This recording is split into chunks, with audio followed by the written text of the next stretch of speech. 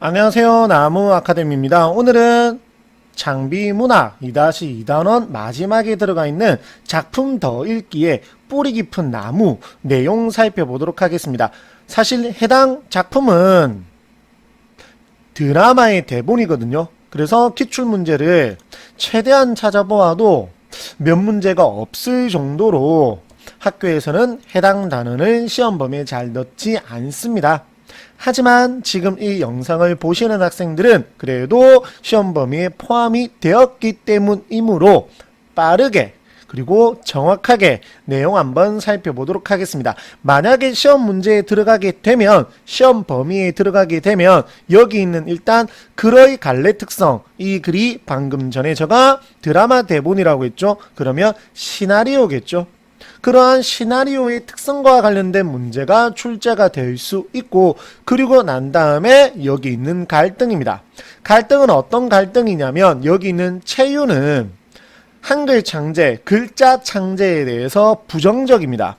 하지만 여기 있는 광평과 소희는 드라마 전체에서 보시면 자신의 목숨을 바칠 정도로 엄청나게 최선을 다하고 당연히 긍정적으로 생각합니다. 그러면 왜 채유는 한글 창제에 대해서 부정적으로 생각을 하고 있고 광평과 소희는 긍정적으로 생각하고 있는지 이 내용을 정확하게 기억하고 있으시면 끝입니다.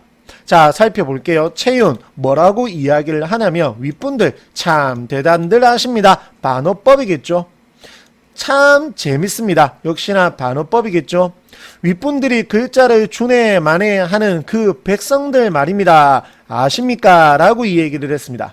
무슨 말이냐?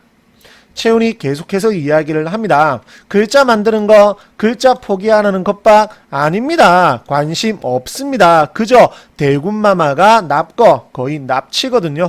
대군이 잡혀간 상에 더 관심이 있는 것이지 글자를 만드는 것에 대해서는 큰 관심이 없다라는 겁니다. 그랬더니 광평이 말이 없죠. 물론 이 광평은 이도가 세종이거든요. 세종의 다섯째 아들로서 이도 외 세종 이외에 비소고의 열쇠를 지니고 있어서 유일한 인물입니다. 이러한 기본 정보. 근데 이런 내용은 학교에서 만약에 설명을 안 하시면 크게 기억을 하고 있지 않으셔도 무방합니다. 그리고 계속 또 채윤이 말을 합니다. 관심 없다. 왜 관심 없느냐? 광평 대사 제끼고 가볼게요. 그 5만 자도 넘는 한자들을 줄줄 외우겠죠. 우리는 그럴 시간이 없다라는 겁니다. 여기 있죠. 시간이 없어서입니다.